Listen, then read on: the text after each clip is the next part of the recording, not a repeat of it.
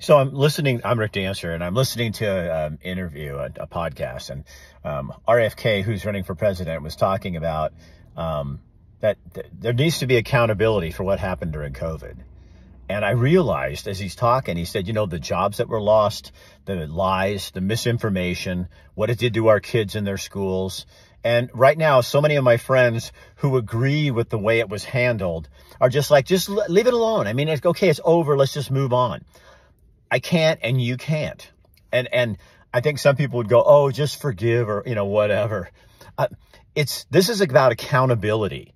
And when you take a whole world and a culture and you do what you did, and then we find out that with information out that it was wrong, there needs to be accountability from people. People need to lose their jobs. People need to be put in prison.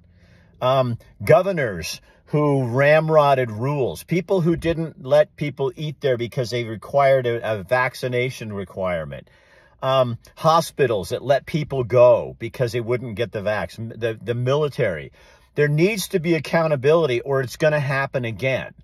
I was just wanting to cheer RFK, going, oh man, that's what I want out of a presidential candidate. Somebody who's going to go in and look at what happened to COVID and say, heads are going to roll. People need to pay for what they did. The big pharma companies, the legislators that sucked up to them, the party politics that sucked up to them. It all needs to be brought out because the truth matters, and the lies are what we lived with. And it's so frustrating to hear people go, oh, it's over. And look how quickly everybody, one day everybody's screaming at people for not wearing a mask. And the next day it's like, oh, never happened. Everybody takes off their mask. Oh, it's done. It's over.